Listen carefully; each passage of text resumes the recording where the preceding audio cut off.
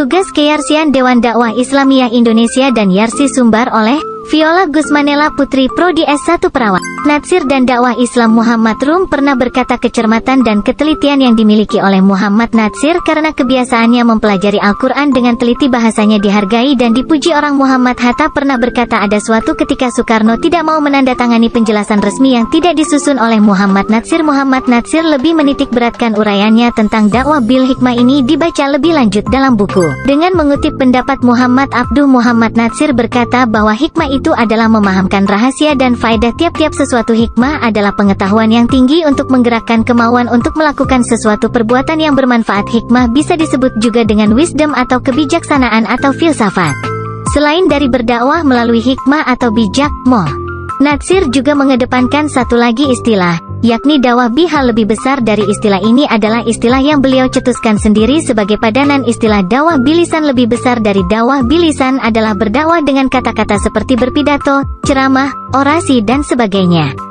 Ada kalanya tidak ada diskusi, ada kalanya ada. Lebih besar dari dakwah bilhal adalah dakwah dengan perilaku atau tindakan, aksi nyata. Natsir berpolitik melalui jalur dakwah. Beliau pernah menjadi Perdana Menteri masa Presiden Soekarno, berpolemik dengan Soekarno tentang asas negara. Natsir ingin negara Islam sementara Soekarno ingin negara sekular. Tapi keduanya tidak berhasil. Diutus pada masa Soeharto ke Aceh memberantas pasukan Daud Berah, tapi malah berangkulan dengan Daud Berah.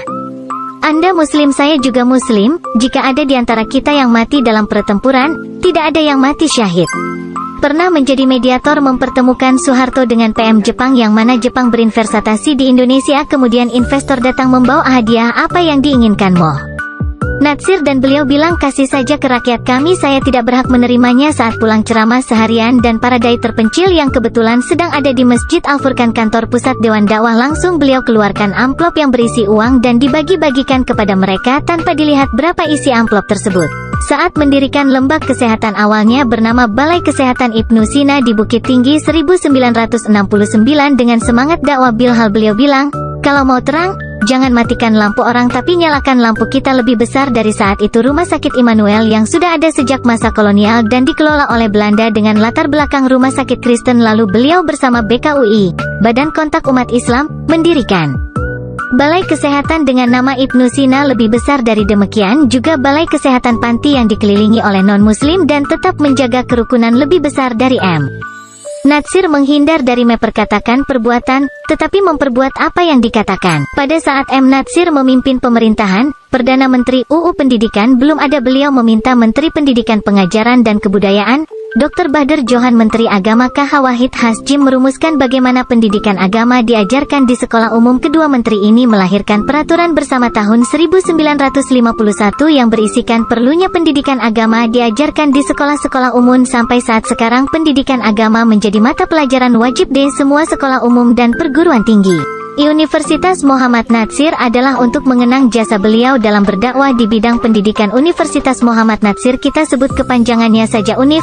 Natsir atau UMN, sebagai bagian dari sivitas akademika. Mahasiswa, dosen, dan pengelola kampus harus membaca dan mengenal biografi beliau. Bangsa yang beretika adalah bangsa yang menghargai jasa pahlawannya. Muhammad Natsir adalah pahlawan nasional yang dirujuk keteladanannya oleh dunia, terutama dunia Islam. Kewajiban kita adalah menjadikan kampus ini sebagai agen untuk menduniakan beliau di bidang pendidikan. Terima kasih.